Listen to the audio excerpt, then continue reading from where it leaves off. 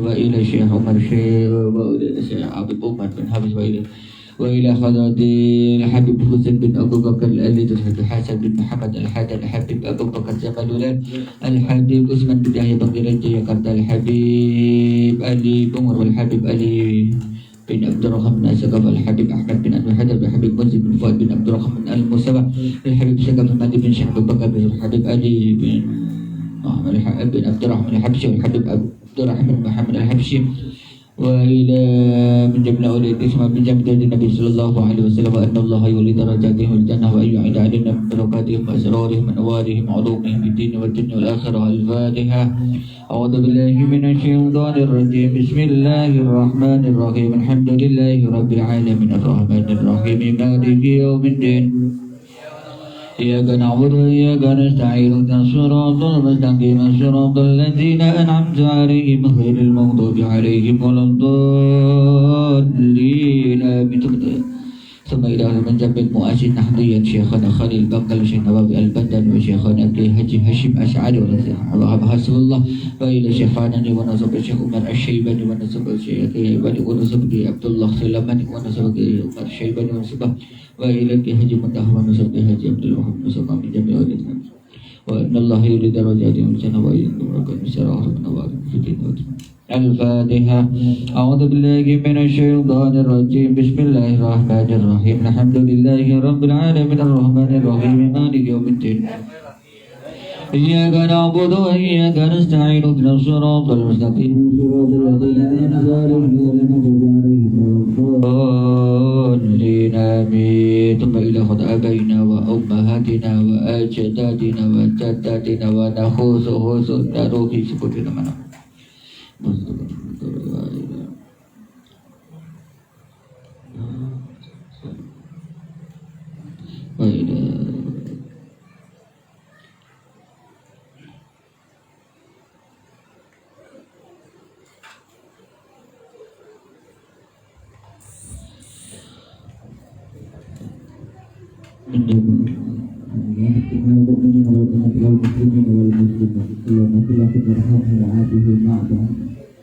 الفاتحة. أعوذ بالله من الشيطان الرجيم. بسم الله الرحمن الرحيم. الحمد لله رب العالمين الرحمن الرحيم مالك يوم الدين.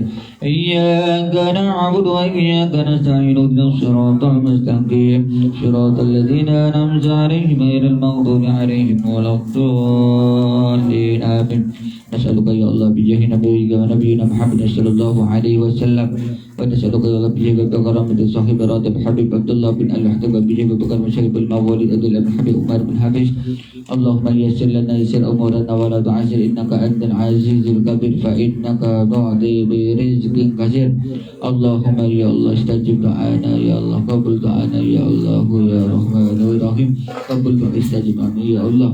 حسنا وإلى سندري بارونا بن وإلى إبراهيم بن قبل استجبنا. الفاتحة.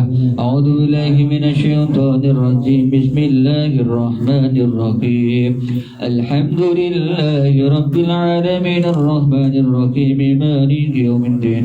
إياك نعبد وإياك نستعين اهدنا الصراط المستقيم صراط الذين أنعمت عليهم غير المغضوب عليهم ولا الضالين آمين. Biberkati Maulid Nabi Sallallahu Alaihi Wasallam, biberkati majelis ilmu, biberkati khatmil Quran. Mudah-mudahan yang hadir di sini ataupun yang ikut di dalam live streaming kesemuanya tidak ada doa-doa dan hajat kecuali dikabulkan oleh Allah Subhanahu wa taala. Tidak ada dosa-dosa kecuali oleh Allah Subhanahu wa taala ampuni. Allah perbaiki akhwal kita, keluarga kita, jadikan keluarga kita keluarga sakinah mawaddah warahmah. Allah mudahkan segala urusannya fid dini wad dunya wal akhirah. Dan diberkati Maulidun Nabi sallallahu alaihi wasallam, diberkati khatmil Quran. Untuk paguyuban Wonosobo, mudah-mudahan menjadi paguyuban yang semakin erat tali silaturahim dan tali persaudaraannya, yang hari ini, bulan ini adalah miladnya yang ke-11-nya. Mudah-mudahan dijauhkan daripada segala sesuatu yang tidak diinginkan. Allah jadikan menjadi wadah bukan hanya untuk berkumpul semata, hanya kepentingan dunia saja. Mudah-mudahan pun akan menjadi wadah yang akan membawa kebaikan maslahat dunia dan akhirat. Amin ya rabbal alamin. Dan untuk para berjuang lebih suksesnya daripada acara ini, yang sumbangsih dalam segala hal, baik pikiran, materi maupun yang lainnya, mudah-mudahan Allah balas berlipat, Allah berikan daripada keberkahan, Allah dimudahkan daripada rezekinya, diluaskan rezekinya. Amin ya rabbal alamin. Al-Fatihah. A'udzu billahi minasyaitonir rajim. Bismillahirrahmanirrahim. Alhamdulillahi rabbil alamin arrahmanir rahim maliki yaumiddin. Iyyaka na'budu wa iyyaka nasta'in. Ihdinas siratal mustaqim. Shiratal ladzina an'amta 'alaihim ghairil maghdubi 'alaihim waladdallin. Amin. Wa ilahukum ilahun la ilaha illa huwal hayyul qayyum la ta'khudhuhu sinatun wa la nawm lahu ma fis samawati wa ma fil ardi alladhi yashfa'u 'indahu illa bi'idhnihi ya'lamu ma bayna aydihim wa ma khalfahum wa la yuhituna bi shay'in min 'ilmihi illa bima sha'a wa wasi'a kursiyuhu as-samawati wal arda wa la ya'uduhu hifdhuhuma لله ما في السماوات وما في الأرض وتبدوا ما في أنفسكم أو تخفوه يحاسبكم بالله فيغفر لمن يشاء ويعذب من يشاء والله على كل شيء قدير. آمن الرسول بما sadri semuanya ikut ratib. كل آمن بالله وملائكته وكتبه ورسله لا نفرق بين أحد من رسله وقولوا سمعنا وأطعنا غفرانك ربنا وإليك المصير. لا يكلف الله نفسا إلا وسعها لها ما كسبت عليها ما اكتسبت. ربنا لا تؤاخذنا إن نسينا وأخطأنا ربنا ولا تحمل علينا إصرا كما حملته على الذين من قبلنا ربنا ولا تحملنا ما لا طاقة لنا به واعف عنا واغفر لنا وارحمنا أنت مولانا فانصرنا على القوم الكافرين.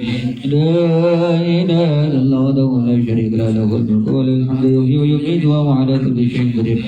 لا إله إلا الله وحده لا شريك له له الملك وله الحمد يحيي ويميت وهو على كل شيء قدير. لا إله إلا الله وحده لا شريك له له الملك وله الحمد يحيي ويميت وهو على كل شيء قدير. سبحان الله الحمد لله سبحان الله الحمد لله ولا إله إلا الله الله أكبر. سبحان الله الحمد لله ولا إله إلا الله الله أكبر. سبحان الله بحمده سبحان الله العظيم سبحان الله بحمده سبحان الله العظيم. ربنا اغفر لنا وتب علينا إنك أنت التواب الرحيم. ربنا اغفر لنا وتب علينا إنك أنت التواب الرحيم. ربنا اغفر لنا وتب علينا إنك أنت التواب الرحيم. اللهم صل على سيدنا محمد اللهم صل عليه وسلم. اللهم صل على سيدنا محمد اللهم صل عليه وسلم. اللهم صل على سيدنا محمد اللهم صل عليه وسلم. أعوذ بكلمات الله التامات من شر ما خلق. أعوذ بكلمات الله التامات من شر ما خلق. أعوذ بكلمات الله التامات من شر ما خلق. بسم الله الذي لا يضر من شيء في الأرض ولا في السماء وهو السميع العليم. بسم الله الذي لا يضر من شيء في الأرض ولا في السماء وهو السميع العليم. بسم الله الذي لا يضر مع اسمه شيء في الأرض ولا في السماء وهو السميع. رضينا بالله ربا وبالإسلام دينا وبمحمد نبيا. رضينا بالله ربا وبالإسلام دينا وبمحمد نبيا. رضينا بالله ربا وبالإسلام دينا وبمحمد نبيا. بسم الله والحمد لله والخير والشر بمشيئة الله. بسم الله والحمد لله والخير والشر بمشيئة الله. بسم الله والحمد لله والخير والشر بمشيئة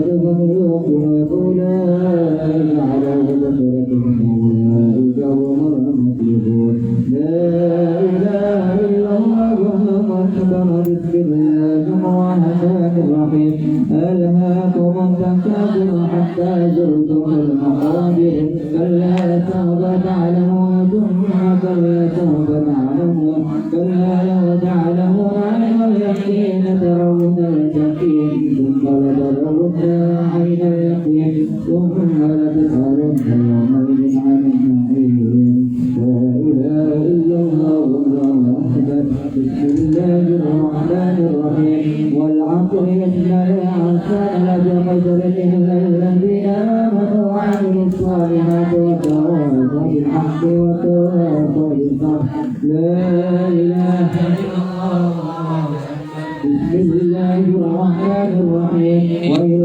لكل همزة لمزة الذي جمع ماله وعدده يحسب أن ماله أخلده كلا لينبذن في الحطمة وما أدراك ما الحطمة نار الله الموقدة التي تطلع على الأفئدة إنها عليهم مرصدة في عمد ممددة لا إله إلا الله والله أكبر بسم الله الرحمن الرحيم ألم تر كيف فعل ربك بأصحاب الفيل ألم يجعل كيدهم في تضليل وأرسل عليهم طيرا أبابيل ترميهم بحجارة من سجيل فجعلهم يقول لا إله إلا الله والله أكبر بسم الله الرحمن الرحيم لإيلاف قريش إيلافهم رحلة الشتاء والصيف فليعبدوا رب هذا البيت الذي أطعمهم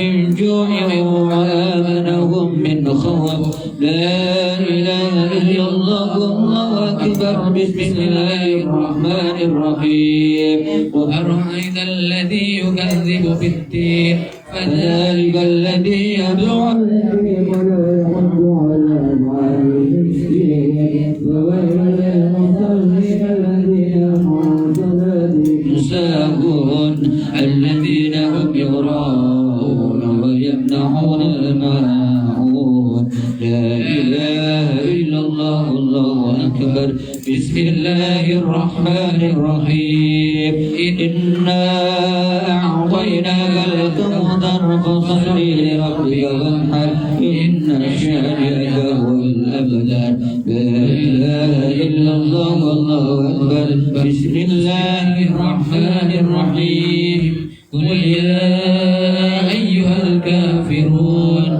لا أعبد ما تعبدون ولا أنتم عابدون ما أعبد ولا أنا عابد ما عبدتم ولا أنتم عابدون ما أعبد ولا دينكم ولي دين لا إله إلا الله والله أكبر بسم الله الرحمن الرحيم إذا جاء نصر الله والفتح ورأيت الناس يدخلون في دين الله أفواجا فسبح بحمد ربك واستغفر إنه كان توابا لا إله إلا الله والله أكبر بسم الله الرحمن الرحيم تبت يدا أبي لهب وتب ما أغنى عنه ماله وما كسب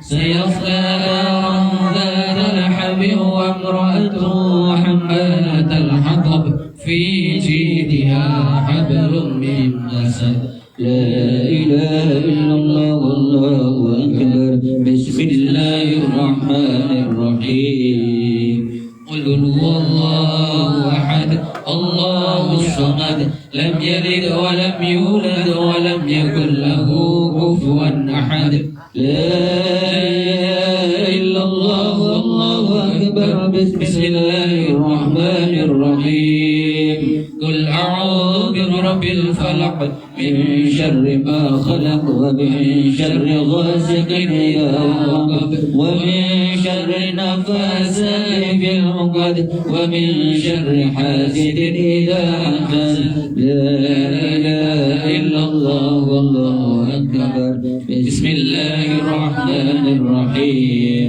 قل أعوذ برب الناس ملك الناس إله الناس من شر الوسواس الخناس الذي يوسوس في صدور الناس من الجنة والناس لا إله إلا الله والله أكبر بسم الله الرحمن الرحيم الحمد لله رب العالمين الرحمن الرحيم مالك يوم الدين إياك نعبد وإياك نستعين اهدنا الصراط المستقيم صراط الذين أنعمت عليهم غير المغضوب عليهم ولا الضالين آمين وتمت كلمة ربك صدقا وعدلا لا مبدل لكلماته هو السميع العليم.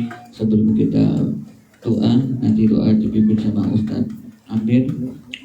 Kita minta Al-Fatihah buat Om Fajar yang hari ini bawa tumpeng, bawa ingkung.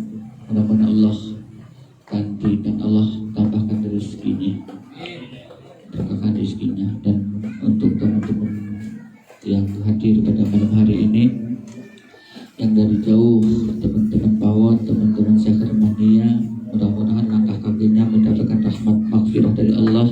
Allah istiqomahkan di dalam ibadahnya kepada Allah Subhanahu wa taala. Al-Fatihah hadiahkan kepada ibunda tercinta dan istri tercinta yang hari ini juga masak-masak buat kita semua hari ini. Mudah-mudahan Allah jadikan telahnya menjadi lillah. Allah panjangkan umur dalam sehat afiat penuh barokah. Dan guru, teman-teman yang sudah sibuk menyiapkan segala sesuatunya dari siang dan juga santri semuanya, mudah-mudahan Allah balas dengan sabab pahala yang besar, mendapatkan syafaatul daripada baginda Nabi sallallahu alaihi wasallam. Al-Fatihah. A'udzu billahi minasy syaithanir rajim. Bismillahirrahmanirrahim. Alhamdulillahi rabbil alamin arrahmanir rahim maliki yaumiddin. Iyyaka na'budu wa iyyaka nasta'in ihdinas siratal mustaqim siratal ladzina an'amta 'alaihim ghairil maghdubi 'alaihim waladdallin. Amin. Kita mohonkan kepada beliau Gus Amir untuk doa khatmil Quran. Mohon maaf Ustaz.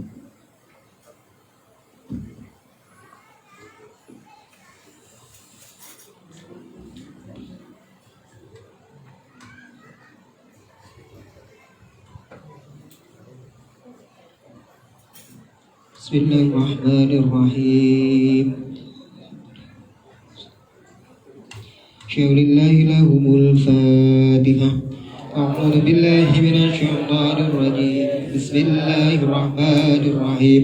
Alhamdulillahi rabbil alamin arrahmanir rahim maliki yaumiddin. Iyyaka na'budu wa iyyaka nasta'in ihdinas siratal mustaqim siratal ladzina an'amta 'alaihim ghairil maghdubi 'alaihim waladdallin. أعوذ بالله من الشيطان الرجيم بسم الله الرحمن الرحيم صدق الله العلي العظيم وصدق رسوله النبي الكريم ونحن على ذلك من الشاهدين ربنا تقبل منا إنك أنت السميع العليم اللهم ارزقنا بكل حرف من القرآن حلاوة وبكل جزء من القرآن جزاء اللهم ارزقنا بالألفاظ وبالغباء وبالتاء توبة وبالساء ثوابا وبالجيم جمالا وبالحاء حكمة وبالخاء خيرا وبالدال دليلا وبالدال ذكاء وبالراء ورحمة ورحمة وبالرزاق زكاة وبالسنين سعادة وبالسنين شفاء وبالصاد آمين. وبالضاد رضا وبالطاء آمين يا رضا الله. وبالطاء رضا آمين. وبالغاء قربة وبالكاف كرامة وباللام لطفا وبالميم موعظة آمين. وبالنون نورا وبالواو وصمة وبالهاء هداية آمين. وبالياء يقين اللهم وارفعنا بالآيات والذكر الحكيم آمين. وتقبل منا قراءتنا وتجاوز عنا ما كان في تلاوة القرآن آمين. من خطأ أو نسيان أو تحريف كلمة عن مواضعها أو تكتيب أو آمين يا تأخير الله. أو زيادة آمين. أو نقصان أو تمويل على غير ما أنزلته عليه أو آمين. ريب أو شك وأشهد آمين. آمين يا الله. وتجين عند تلاوة القرآن وكسر أو سرعة وزيغ لسان أو آمين خفيف يا الله. بغير وقوف أو ضغام بغير مدغوم آمين. أو ظهير بغير بيان أو مد أو تشديد وأهمزة وهزة وإعراب بغير مكان آمين يا الله. وآية العذاب واغفر لنا ربنا واكتبنا مع الشاهدين آمين. اللهم نور قلوبنا بالقرآن آمين يا أخلاقنا الله. بالقرآن ونجنا من النار بالقرآن آمين. وادخلنا بالجنة بالقرآن اللهم آمين. اجعل القرآن لنا في الدنيا قرينا وفي القبر آمين. ونسا على الصراط نورا وفي الجنة رفيقا ومن النار سترا وحجابا آمين. وإلى الخيرات كلها دليلا آمين يا فاكتبنا الله. على التمام وارزقنا أداء بالقلب واللسان وحب الخير والسعادة آمين. والبشارة من الإيمان وصلى الله تعالى على خير خلقه محمد وصفه ونوره آمين. ونور عرشه سيدنا محمد وآله وصحبه أجمعين آمين. وسلم تسليما كثيرا آمين. كثيرا آمين. الفاتحة أعوذ بالله من الشيطان الرجيم بسم الله الرحمن الرحيم الحمد لله رب العالمين الرحمن الرحيم مالك يوم الدين إياك نعبد وإياك نستعين اهدنا الصراط المستقيم صراط الذين أنعمت عليهم غير المغضوب عليهم ولا الضالين السلام عليكم ورحمة الله وبركاته.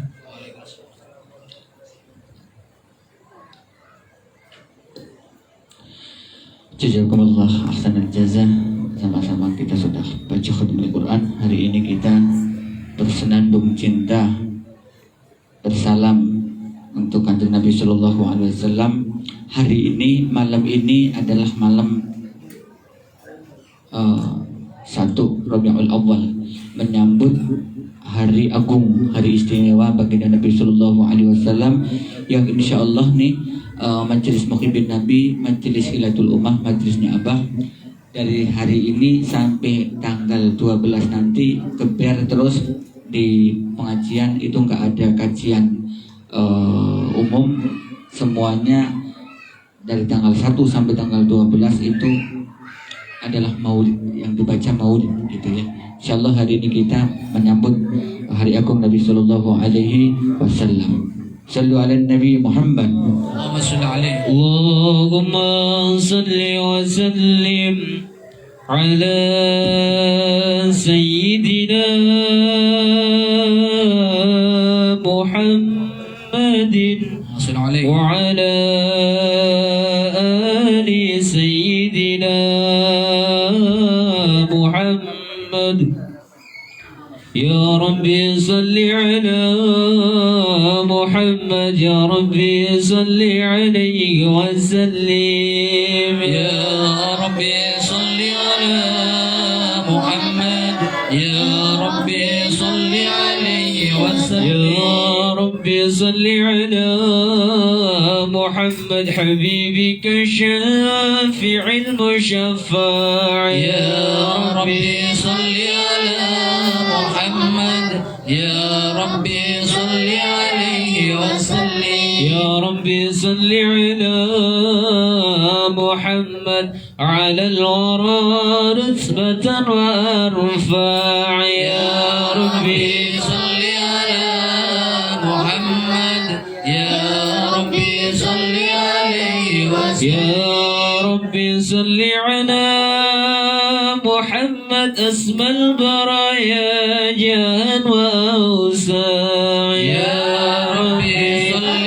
على محمد يا ربي صل عليه وسلم يا ربي صل على محمد واسلك بنا ربي خير مهيا يا ربي صل على محمد يا ربي صل عليه وسلم يا ربي صل على محمد وعافنا واشفي كل موجع يا ربي صل على محمد يا ربي صل عليه وسلم يا ربي صل على محمد وأصلح القلب وعفوا يا ربي صل على محمد يا ربي صل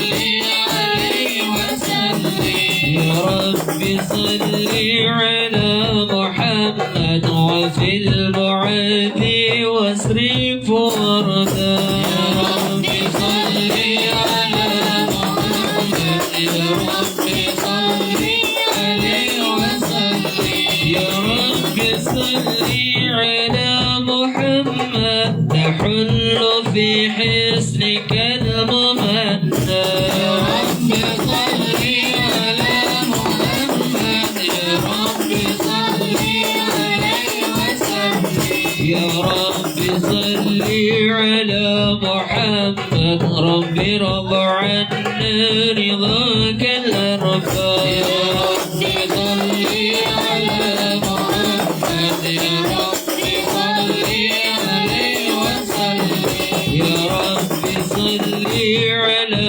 محمد واجعل لنا في الجنان مجرى يا ربي صل على محمد يا ربي صل عليه وسلم يا ربي صل على محمد رافق بنا خير خلقك جمال يا ربي صل على محمد يا ربي صل عليه وسلم يا ربي صل على محمد يا ربي صل عليه وسلم يا ربي صل على محمد يا ربي صل عليه وسلم السلام عليك زين الأنبياء السلام عليك أتقى الأتقياء السلام عليك زين الأنبياء السلام عليك أتقى الأتقياء السلام عليك زين الأنبياء السلام عليك أتقى الأتقياء السلام عليك زين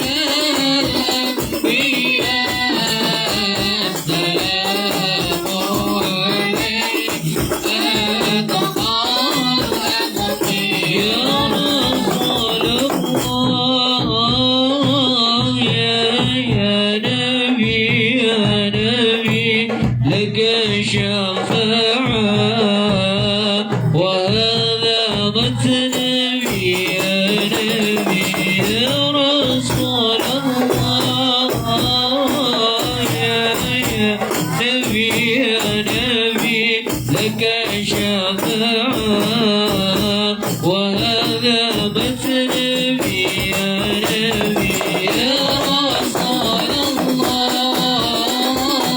يا نبي يا نبي لك شفاعة وهذا مطلبي يا نبي يا رسول الله يا نبي يا نبي لك شفاعة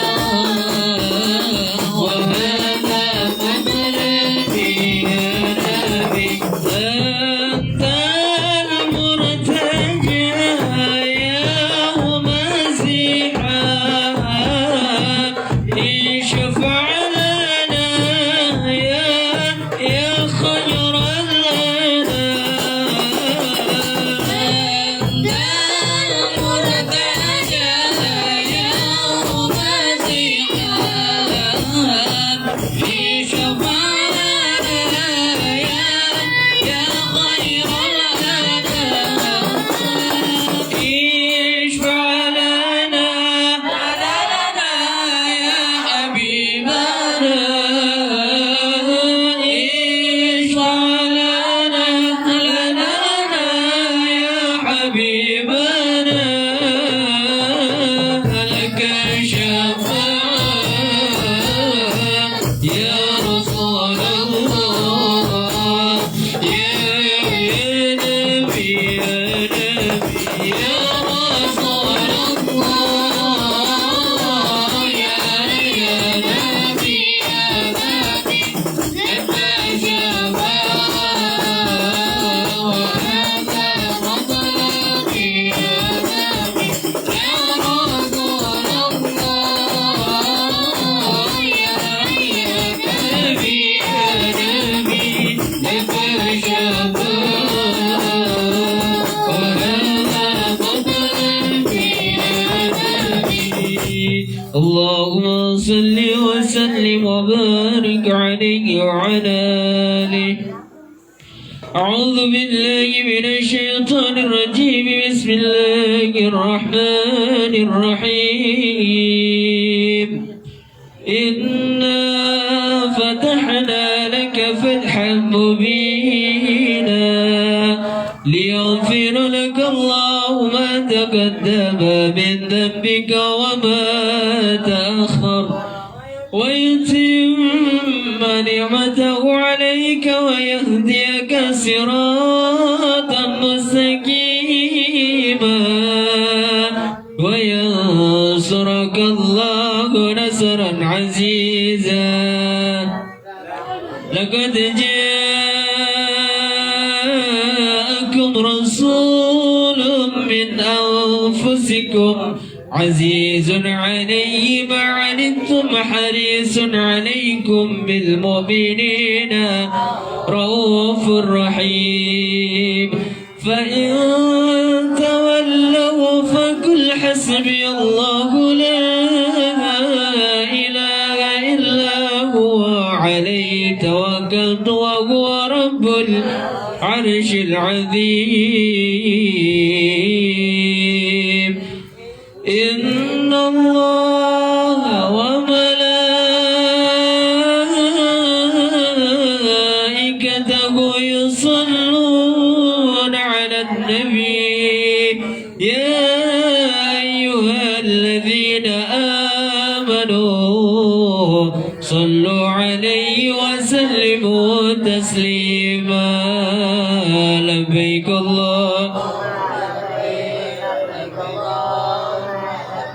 لبيك اللهم لبيك اللهم صل وسلم وبارك عليك وعلى آله اللهم صل وسلم وبارك عليه وعلى آله الحمد لله الذي هدانا بعبده المختار من دعانا إليه بالإذن وقد نادانا لبيك يا من دلنا وحدانا صل عليك الله بارك الذي بك يا مشفى خسنا وحبانا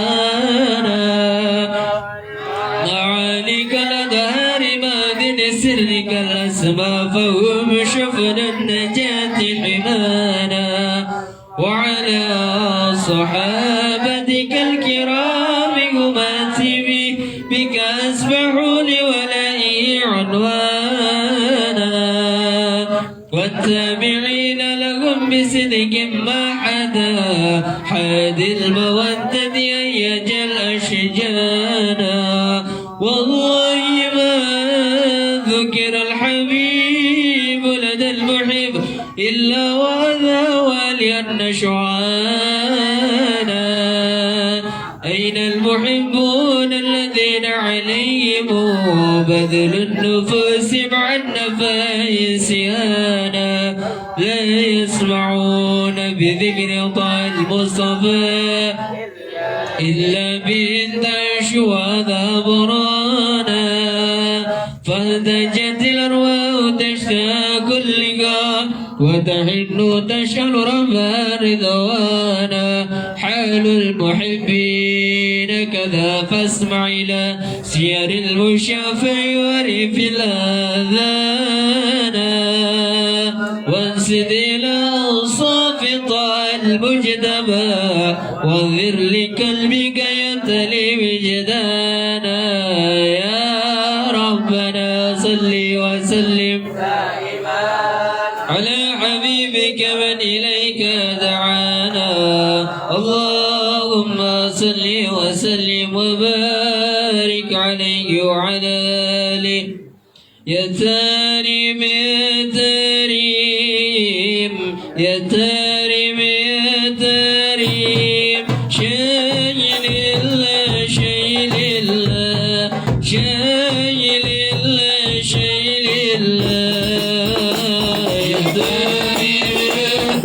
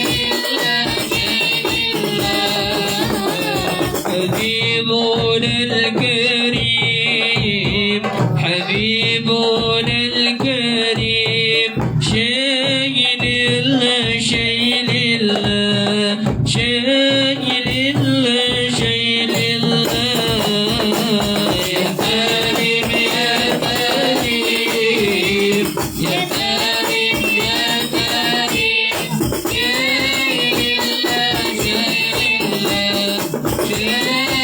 الله شايل الله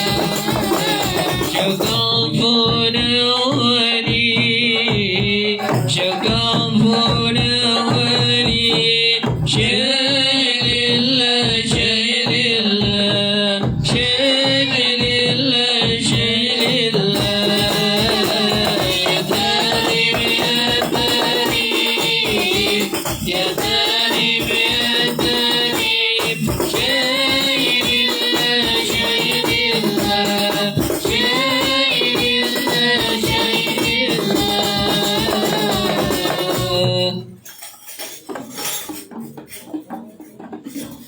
اللهم صل وسلم وبارك عليه وعلى آله. نبأنا الله فقال جاءكم نور فسبحان الذي أنبانا والنور ذهب من به في ذكره عذب به من دانا ورحمة المولى تأمل قوله فليبره واغدوا به فرحانا مستمسكا بالعروة الوثقى ومتعسكا بحبل الله مالا شانا واستنحرا أدبار من كل متى كنت نبيا قال آدم كان بين التراب ما وبين بين فاستغفر من غفلة أنت وقل يقضانا وانظر إلى أسرار ربي لم ينزل ينقلني بين الخيار مصانا لم تفترق من شعبا زين لنا في خيرها تبرزيانا فأنا خيار من خيار قد خرجت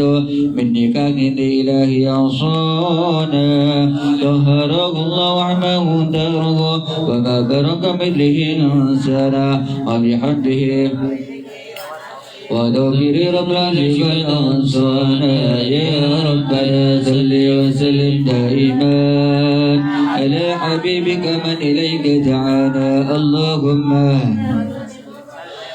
هذا وقد نشر الإله عنده في القسم بينها لنا تبيانا أخذ ميثاق النبيين لما آتيتكم بحكمة إحسانا وجاءكم رسولنا لتؤمنن وتنصرون تصبحون أعوانا قد بشروا أباهم بالمصطفى علم بذلك رتبة وميزانا فهو العزة الأخير تقدم يمشون كالفل ويتنادانا يا أمة الإسلام أول شافع قد شفعنا قد لا توانا حتى أناد دعوة بعد وقلبنا يخالفنا تتوفي قبانا بل رائحة الله الذي والأولاد أماكننا وأقرب الخلق على الذين ولقد حبب الله منه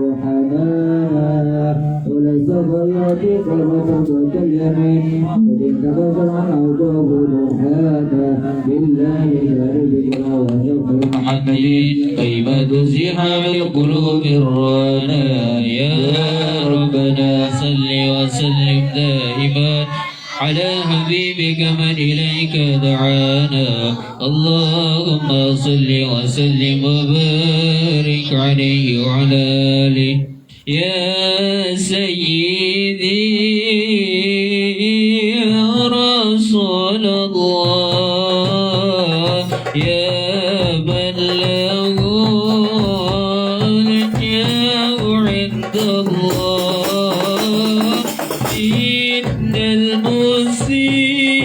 المسيء قد جاءوا لذنبي يستغفرون الله يا سيدي يا رسول الله يا من يكون سامي الله إن المسيء قد جاءوا لذنبي يستغفرون الله يا سيد الرسل هدينا هيا بغار إلينا الآن يا متى سادت الأقصى فعدنا صدقي وسري يا سيدي يا رسول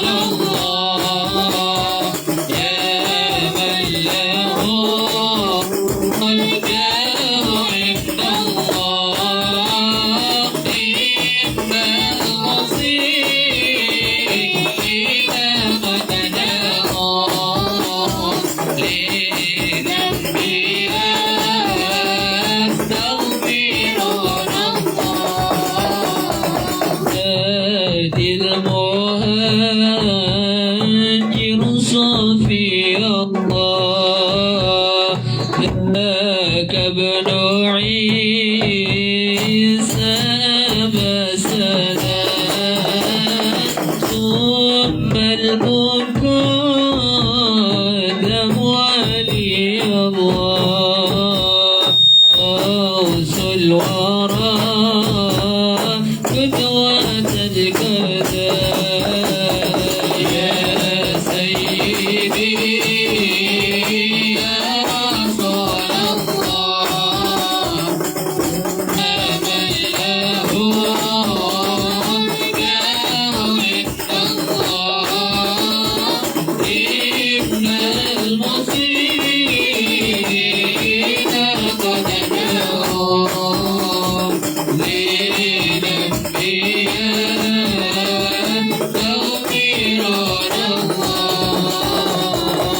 اللهم صل وسلم وبارك عليه وعلى آله لما دنا وقت البروز لأحمد عن إذ مما شاء قد كان حملت به الأم الآمنة بنت وهب بلا على الإله مكانا من والد المختار عبد الله بن عبد المطلب رأى البرهان قد كان يمر نور طه وجهه وسرا إلى الابن المسعود عيانا وهو ابن هاشم الكريم سبن ابن عبد مناف بن قصي كان والده يدعك من شانه قد يعدل العزيز بذلك شانا وفضل المصطفى حتى ترى في سلسلة أصولي عدنانا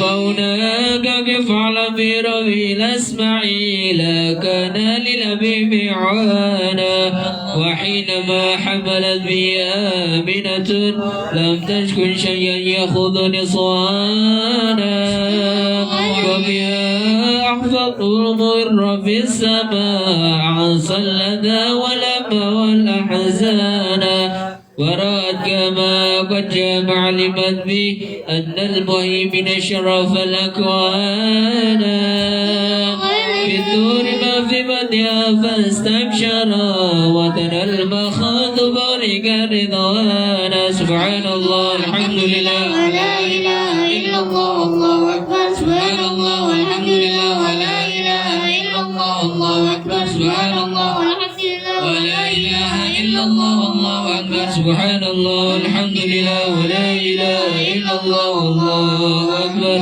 ولا حول ولا قوة إلا بالله العلي العظيم في كل لحظة أبدا عدد خلقي ورضا نفسي وارجنا العرشي ومداد كلماتي وتجلت الأنوار من كل الجهات فوضوا ميلاد المشفى حانا وقبيل فجر أبر شمس الهدى ظهر الحبيب مكرما ومصانا صلى الله على محمد صلى الله على محمد صلى الله على محمد صلى الله عليه وسلم يا نبي سلام عليك يا رسول سلام عليك يا حبيب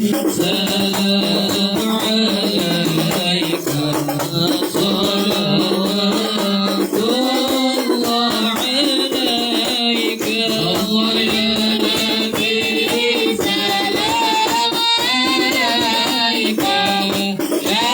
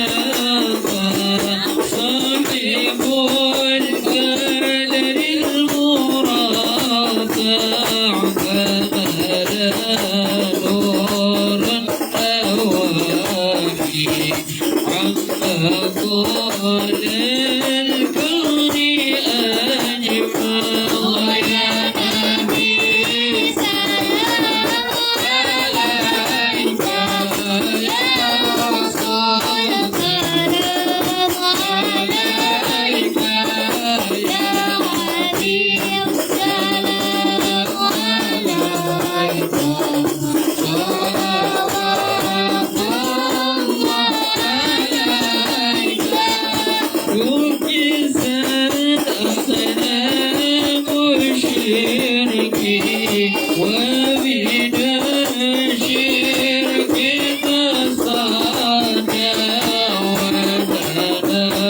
وقت الهداية وحبا الكفر تزعزع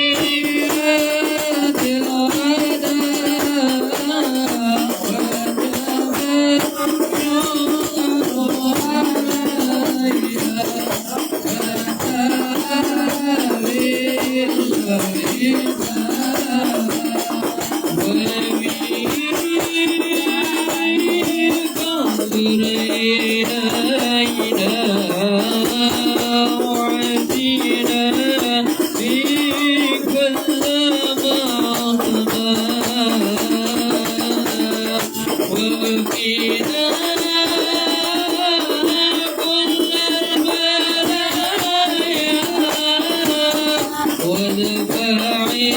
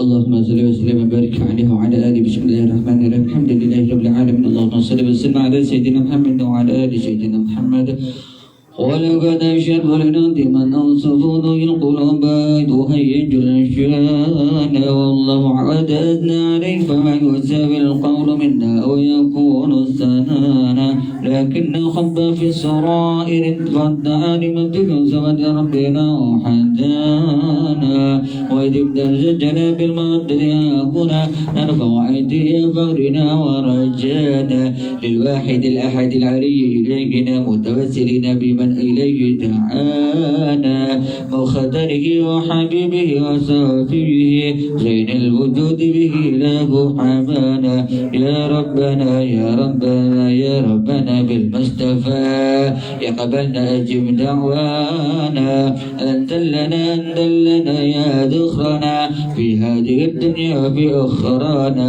أصلح لنا الأحوال واغفر ذنبنا ولا تؤاخذ ربي إن أخطانا واسلك بنا في نجدها المصطفى ثبت على قدم الحبيب خطانا أرنا بفضل منك طلعة أحمد في بجد عين الرضا سرعانا واربط به بكل حال حبلنا وحبنا ومن ودى ومن والانا والمحسنين ومن أجاب ندانا وذوي الحقوق وطالبا أوصانا والحاضرين والسعي في جمعنا ها نحن بين يديك أنت ترانا ولقد رجوناك فحقق رسولنا واسمع بفضلك يا سميع دعانا وانصر بنا سنة في بقاع الأرض واقبل من هدانا وانظر إلينا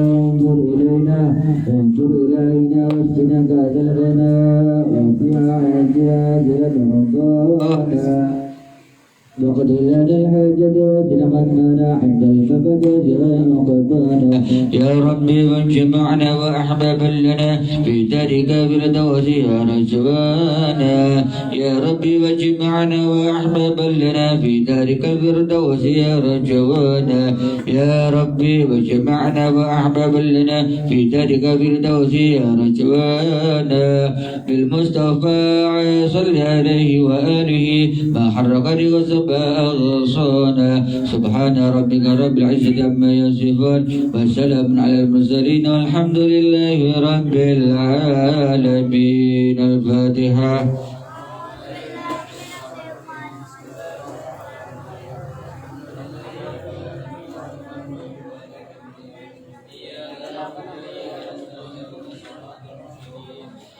صراط الذين أنعمت عليهم غير المغضوب عليهم ولا الضالين آمين. بسم الله الحمد لله أشهد أن لا إله إلا الله وحده لا شريك له وأشهد أن محمدا عبده ورسوله. اللهم صل وسلم على سيدنا محمد وعلى آله وأصحابه أجمعين. أما بعد. Hadratul mukarramin wal muhtaramin, para alim, para ulama, para kiai, para habaib, para asatidz yang dimuliakan oleh Allah Subhanahu wa taala, bil khusus akhina fillah al-mukarram Ustadzuna Gus Amir. Alhamdulillah hari ini hadir al-mukarram akhina fillah Ustadzuna Abdul Aziz dari Dewan Guru Yayasan Nurul Falah dari Banjarnegara. Alhamdulillah hadir pada hari ini. Mudah-mudahan Allah sehatkan beliau di dalam taat, di dalam panjangkan umur, di dalam sehat afiat penuh barokah, dikabulkan segala doa dan hajatnya, dimudahkan segala urusannya fid dini wa dunya wal akhirah, amin ya rabbal alamin. Para sesepuh dan tokoh paguyuban Wonosobo, alhamdulillah yang hari ini semangat kompak hadir ngerawui malam majelis daripada Muhibbin Nabi, sekaligus ada acara tasyakur khatmil Quran dan juga tasyakur paguyuban Wonosobo yang ke-11. Beliau Bapak Fajar, Bapak Ketua, hadir Pak ini, Pak Mustakin di luar, Masya Allah, Mustakin, Pak Fajar, kemudian Pak Mitu, tokoh sesepuh lainnya, Pak Heri, siapa lagi, Masya Allah. Semuanya yang hadir pada malam hari ini, yang mohon maaf tidak sebut asma karimnya satu persatu. Terima kasih atas rawuhnya jenengan semuanya. Mudah-mudahan Allah limpahkan rahmat keberkahan untuk jenengan dan keluarganya semuanya, amin ya rabbal alamin. Dimudahkan segala urusannya fid dini wa dunya wal akhirah, amin ya rabbal alamin.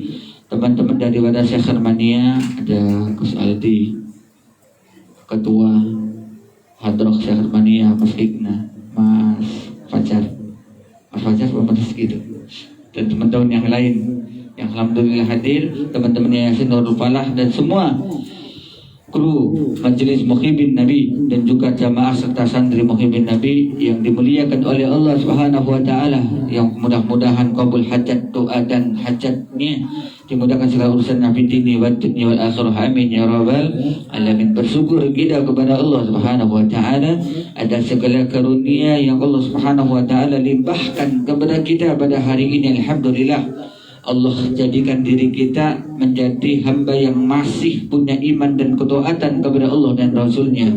Ini adalah nikmat yang paling agung, nikmat yang paling tinggi, yakni nikmat iman ditambah taufik hidayah, sehingga pada malam hari ini Allah langkahkan kaki kita, Allah gerakkan daripada jasad kita untuk datang ke majelis yang dimana majelis ini adalah majelis yang dicintai oleh baginda Nabi Sallallahu Alaihi Wasallam, yang dicintai oleh para malaikat-malaikatnya Allah Subhanahu Wa Taala.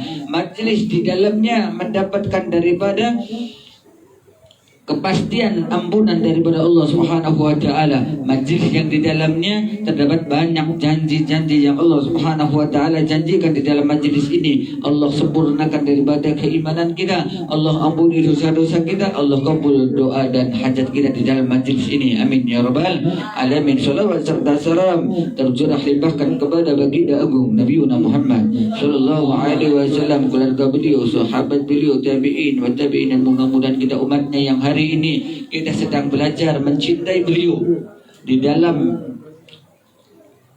membawakan solawat di dalam salamnya kita kepada Sallallahu Alaihi Wasallam, mencintai kita dengan bukti kita melantunkan salam, menyebut asma karimnya. Dibuktikan malam hari ini kita mulai menyambut hari istimewa, hari di mana dilahirnya baginda agung Nabi Muhammad Sallallahu Alaihi Wasallam. Mudah-mudahan usahanya kita untuk mencintai beliau Sallallahu Alaihi Wasallam pun mendapatkan cinta daripada beliau Nabi Sallallahu Alaihi Wasallam, sehingga nanti kita di yaumil qiyamah akan dipanggil dengan nama kita dan nama bapak kita, akan dipanggil langsung, akan dituntut oleh baginda Nabi Sallallahu Alaihi Wasallam sesuai daripada janjinya dari Nabi Sallallahu Alaihi Wasallam. Di dalam kitab Al-Barzanji disebutkan, orang yang paling dekat denganku fi yaumil qiyamah adalah mereka orang yang banyak membaca salam, banyak membaca sholawat untukku. Mudah-mudahan kita termasuk di dalamnya, amin ya rabbal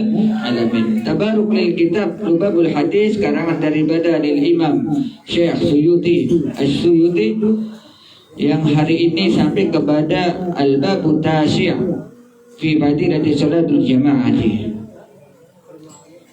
Kemarin kita sudah sama dengar betapa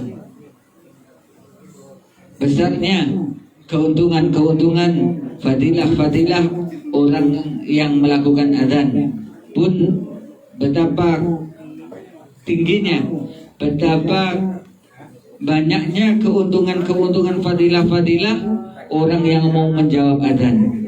Ya, hari ini Al-Babu Tasyi' di dalam bab yang ke-9 ini kita akan membahas, kita akan membaca dan dengarkan keuntungan sholat berjamaah. Sholat berjamaah. Sholat berjamaah itu disyaratkan ada imam, ada makmum.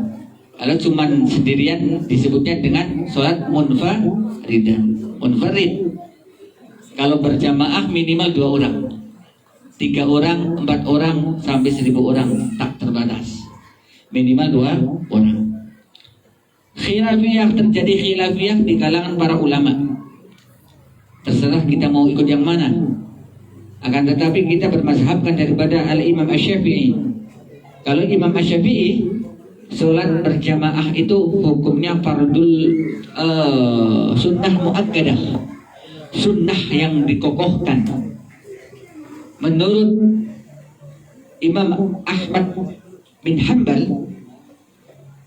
ini menjadi fardu ain. Aduh, masya Allah, ya, fardu ain. Jadi wajib orang yang melakukan sholat itu wajib harus melakukan sholat berjamaah. Ini dalam mazhab siapa tadi? Ahmad ibnu Hanbal, wajib. Kalau seandainya sholatnya sendiri sah nggak? Ya sah. Tapi masih ada kewajiban yang belum terpenuhi. Apa? Dia melakukan sholatnya belum dengan berjamaah. Menurut Imam Hanafi dan juga Imam Maliki, sholat berjamaah ini hukumnya fardul kifayah. Itu. Kalau ada di satu kampung, di satu wilayah, satu rumah aja itu mengerjakan sholat jamaah sudah gugur, gitu. Nah, kita pakainya ulama Syafi'i. Ulama Syafi'iyah mengatakan sholat berjamaah ini hukumnya sunnah muakkadah, sunnah yang ditekankan, gitu ya. Baik. Penting untuk mengetahui keuntungan kita datang ke masjid, ke musola untuk melakukan sholat berjamaah, atau boleh dilakukan di rumah bersama istri, bersama keluarga, bersama anak. Wa an Abi Hurairah radhiyallahu anhu qala, ini hadis diriwayatkan daripada Abu Hurairah. Abu Hurairah itu sahabat Nabi Sallallahu Alaihi Wasallam, disebutnya Abu Hurairah, bapaknya kucing, bukan karena dia kucing. Bapaknya kucing itu karena kucing ini paling demen sama sahabat yang namanya Abdurrahman Ad-Dawsi. Abu Hurairah ini namanya Abdurrahman Ad-Dawsi, gitu. Tapi disebutnya bahkan Nabi Shallallahu Alaihi Wasallam Abu Khair. Nabi Shallallahu Alaihi Wasallam kalau manggil Abdurrahman Ad-Dawsi ini menyebutnya dengan Abu Khair, gitu. Wahai bapaknya kucing, gitu. Kenapa?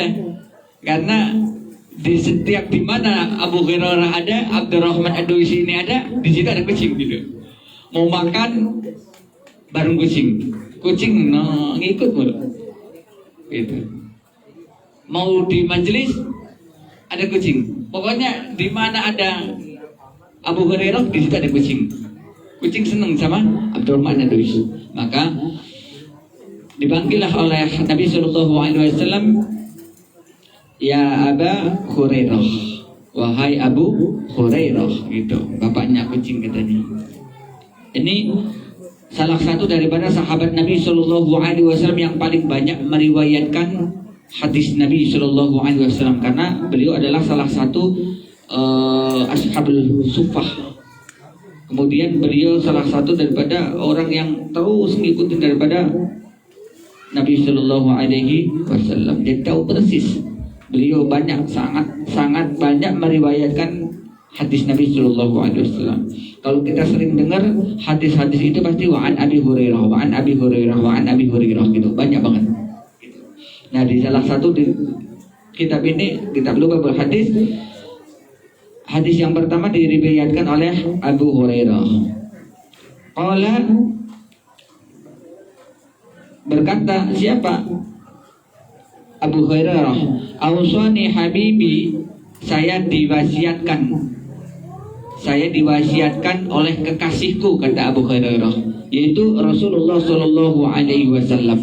Faqala, bersabda Nabi Shallallahu Alaihi Wasallam padaku, kata Abu Hurairah. Apa sabda wasiatnya, pesannya Nabi Shallallahu Alaihi Wasallam kepada Abu Hurairah?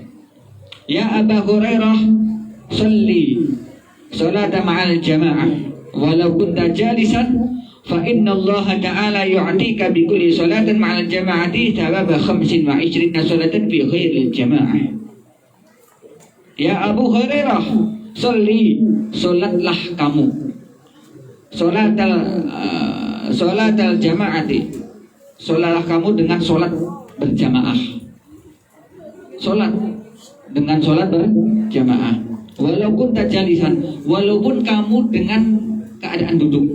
Saking pentingnya, saking utamanya, saking punya keistimewaannya salat di jamaah. Ada apa nanti?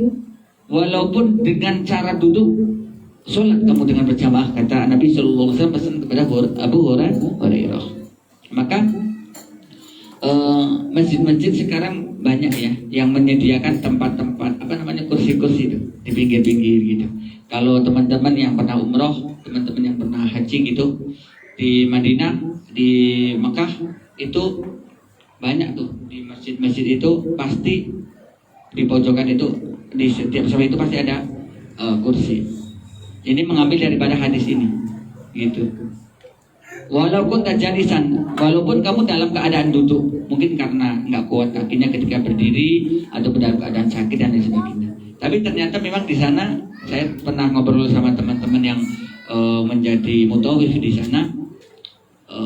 Ternyata karena memang ada hadis ini, orang Arab itu kalau sholat senangnya duduk gitu. Walaupun setelah sholat itu mau lari juga bisa masuk gitu, lari juga pintar gitu. Gitu. Jadi ilahnya tidak dipakai. Kalau kita kan sholat duduk kalau sudah enggak nahan banget gitu ya, gitu, enggak mampu gitu.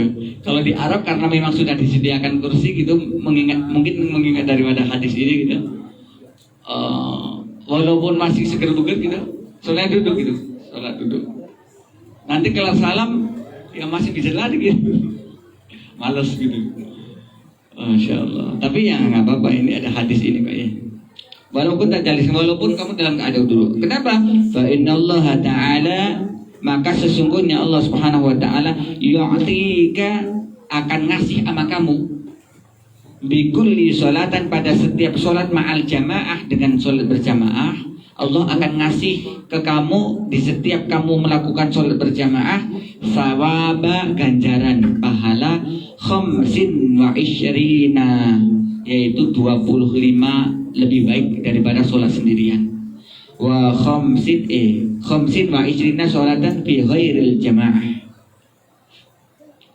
25 derajat ketimbang kamu sholat fi ghairil jamaah tanpa berjamaah munfarid itu. Kata Riyadhus Shalihin, sebagaimana yang dikatakan di dalam kitab Riyadhus Shalihin, juga Nabi Shallallahu Alaihi Wasallam bersabda, laki-laki seseorang yang sholat berjamaah itu pahalanya dikasih oleh Allah Subhanahu Wa Taala 25 derajat, 25 lebih baik daripada kita sholat sendirian. Itu ya. Maka dulu Nabi Shallallahu Alaihi Wasallam pernah ditahan rukuknya oleh malaikat Jibril, gitu. Sampai-sampai para sahabat ini mengira bahwasanya Nabi Shallallahu Alaihi Wasallam ketika itu sedang menerima wahyu, karena rukuknya nggak umum pada biasanya. Begitu kelar surah setelah Al-Fatihah kemudian baca surah, rukuk dia Allahu Akbar. Nggak bangun-bangun nih, lama banget. Apa yang lagi dibaca sama Nabi Shallallahu Alaihi Wasallam, ya kan? Ya biar kata bagaimana yang namanya sahabat, ya manusia tetap manusia, masih ada pikiran gitu. Apa jangan-jangan ini Nabi Shallallahu Alaihi Wasallam lagi dapat wahyu gitu? Nggak diri sampai lama gitu, sampai lama banget gitu. Lantas ada terdengar dari belakang orang mengucapkan Allahu Akbar gitu. Ternyata itu suaranya Sayyidina Ali karamallahu wajhah. Ali datang. Maka Nabi sallallahu alaihi wasallam sami Allahu liman hamidah. Singkat cerita, kelar salam, beberapa sahabat langsung kumpul. Ada apa ya? Kamu aja yang nanyain gitu ke Nabi Muhammad. Kamu aja. Akhirnya ditanyakan, wahai Nabi Muhammad sallallahu alaihi wasallam, wahai kakakku ya Habibi, apakah engkau ketika sholat tadi tengah menerima wahyu dari Allah Subhanahu Wa Taala sehingga begitu lama engkau rukuk? Gitu. Maka kata Nabi Sallallahu Alaihi Wasallam, ketahuilah bahwa sahabatku, sungguh saya ini akan berdiri sami Allahu liman hamidah, berdiri untuk melakukan iktidal, tapi punggung saya ditahan sama malaikat Jibril. Kenapa begitu ya Rasul? Karena ada yang belum datang daripada Sayyidina Ali karamallahu wajhah. Sayyidina Ali itu tidak pernah yang namanya ketinggalan takbiratul ula. Takbiratul ula itu takbiratul ihram bersama imam. Di dalam kitab fikih, orang yang sholat berjamaah kemudian dia masih kebagian takbiratul ula, ini aminnya ini dibarengi sama aminnya para malaikat, dikabul doa dan doa di dalam sholat. Siapa tadi? Sayyidina Ali ini nggak pernah yang namanya ketinggalan sahabat, iya kan? Emang saya itu salam baru saya datang ke masjid. Nah gitu. Kata Nabi Shallallahu Alaihi Wasallam, saya ditahan tuh gara-gara Ali gitu. Ali nggak datang kata malaikat Jibril. Tunggu sebentar kata malaikat Jibril. Jangan sampai Ali ini masbuk itu ketinggalan gitu. Kenapa Ali?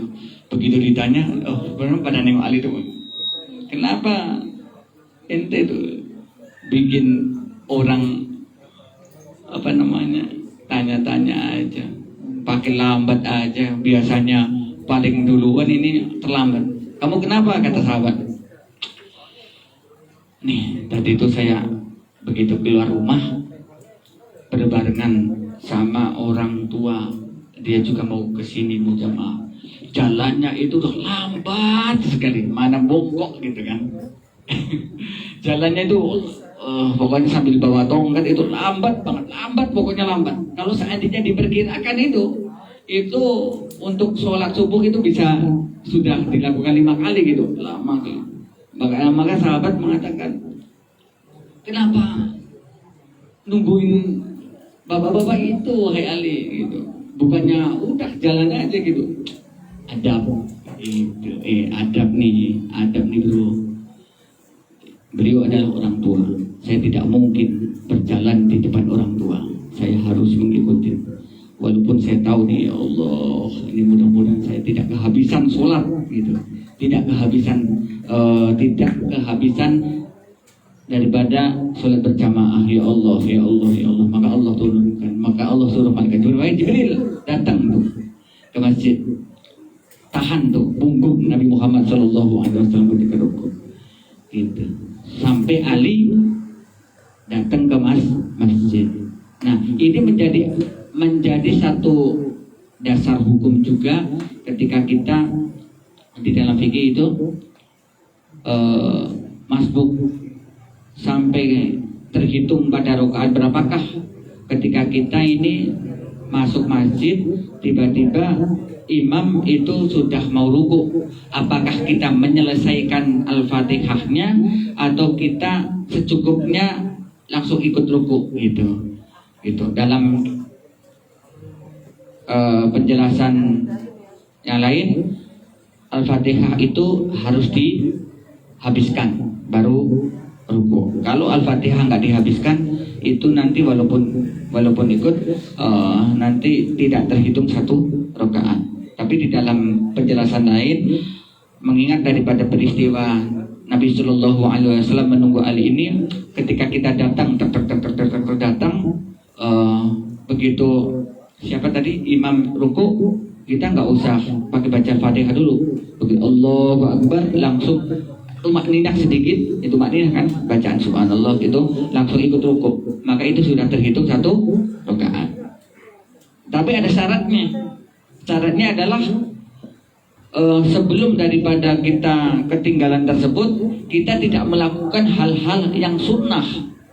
Hal-hal yang sunnah aja tidak boleh dilakukan, apalagi hal-hal yang mubah, apalagi hal-hal yang mubazir gitu. Yang sunnah tuh misalnya gini, sunnah sholat, gak usah pakai ta'awud gitu, langsung takbiratul ihram aja, ambil yang wajibnya gitu. Maka itu sudah dapat.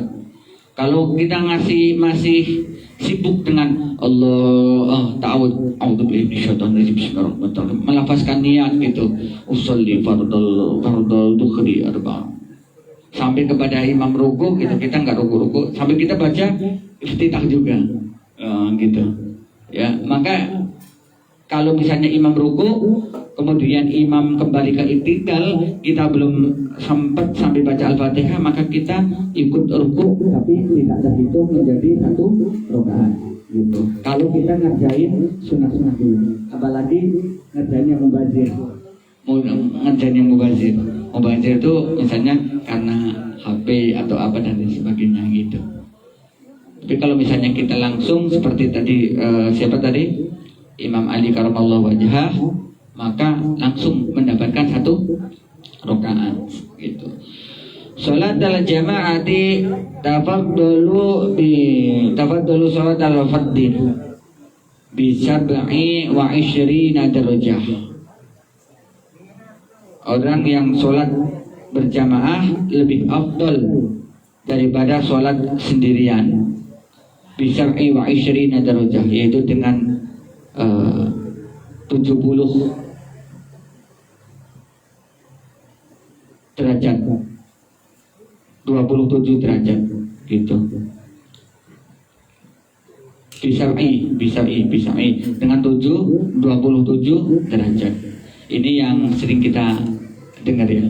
Bahkan sering kalau di kampung-kampung sering buat pujian gitu ya. Yang apa?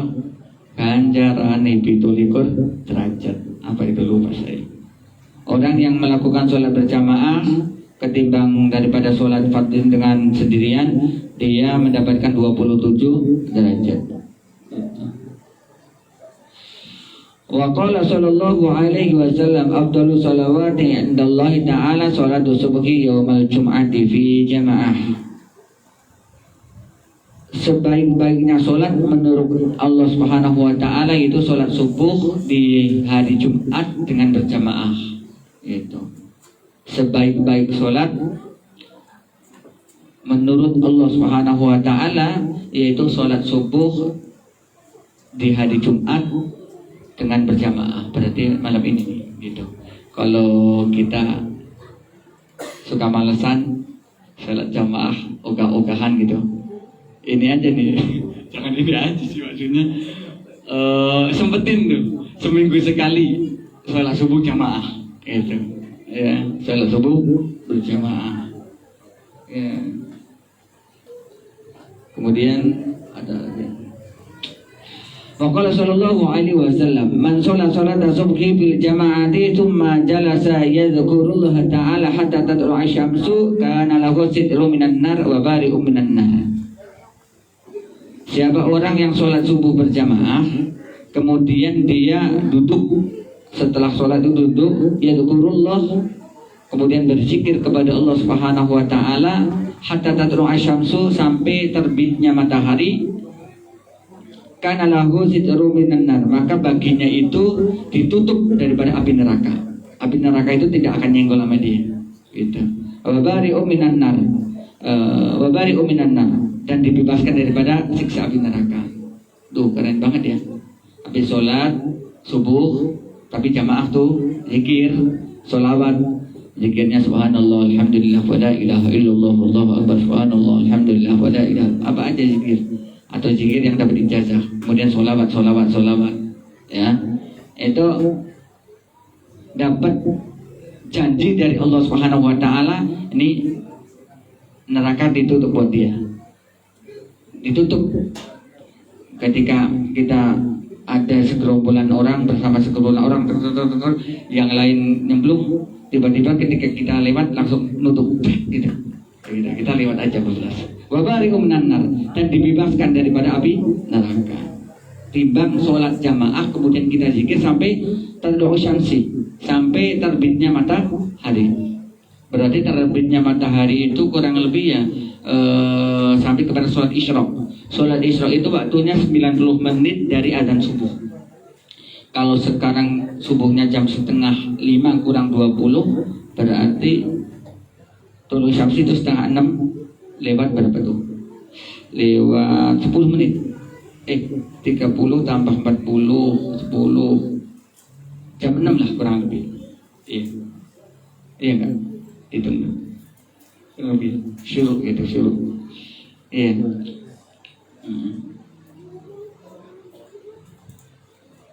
Wa qala sallallahu alaihi wasallam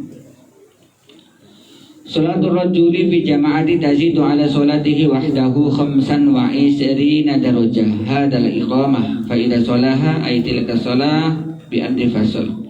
Jadi seorang laki-laki yang sholat berjamaah ini pahalanya ditambah oleh Allah Subhanahu wa taala daripada sholat sendirinya itu 25 darajah, 25 derajat. Di sini hadis ini kebanyakan menyebutkan orang yang sholat jamaah itu, orang yang sholat berjamaah itu 25 derajat, 25 derajat, 25 derajat, 25 kebaikan, 25 kebaikan. Lebih baik 25 lebih baik daripada sholat sendirian. Ya, baik. Itu aja untuk fadhil sholat berjamaah. Nanti lain kali masih ada 5 atau 6 hadis yang kita akan bahas untuk malam Ahad depan. Ya, malam Ahad depan, insya Allah kita akan cerita. Ternyata sholat di dalam kitab yang lain, sholat itu menyelamatkan buat dirinya, menyelamatkan buat anak istri, menyelamatkan buat keluarga, menyelamatkan buat tetangga-tetangganya, dan menyelamatkan untuk wilayah. Ini ada satu kisah pemuda yang ketika mau berangkat sholat berjamaah, ini ada diganggu sama setan yang menjelma menjadi manusia. Kisahnya nanti insya Allah minggu depan ya. Dan orang yang mau melakukan daripada seperti pemuda ini, masya Allah, ini keren. Insya Allah kita akan lanjut di minggu depan. Ini ternyata sudah malam, sudah ini ingkungnya sampai atas sampai dingin itu ya. Saya juga udah lapar ya kan, gara ingkung nih. Pak Fajar bawa ingkung 3 gede-gede banget, insya Allah ya. يا ربنا اعترفنا بأننا اغترفنا وأننا أسرفنا على لظى أشرفنا وأمشي ربنا اعترفنا بأننا اغترفنا وأننا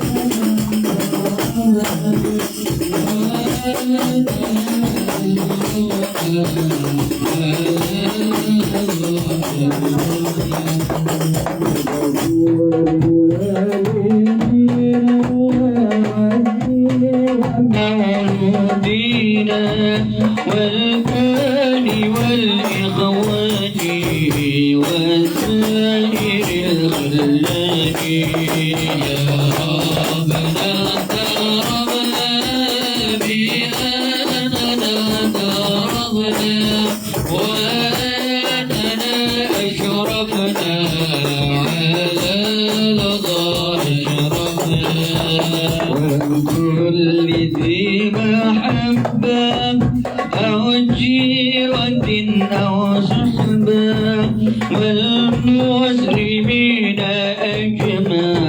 أجمعين ربي أسماء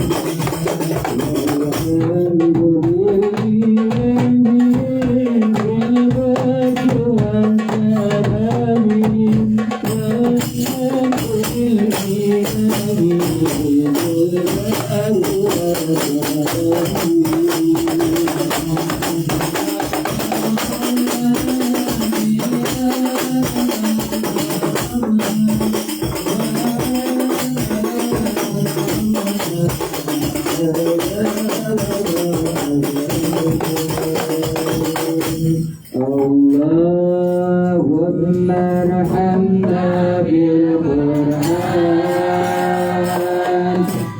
واجعلنا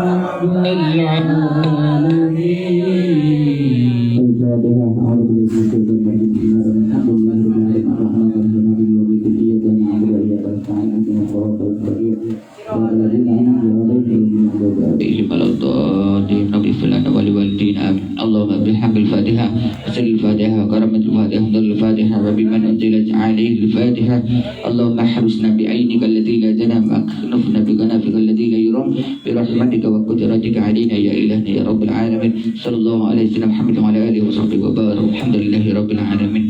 Informasi untuk teman-teman bahwasanya Majelis Muhibin Nabi dari hari ini sampai tanggal 12 itu geber maulid dan bersama Abah di Majelis Khilatul Ummah. Kemudian dari Abah itu untuk tanggal 12 teman-teman yang ada majelis di rumah ataupun ada majelis di tempat majelisnya yang mau ke Puli di malam tanggal 12 silahkan hubungi saya.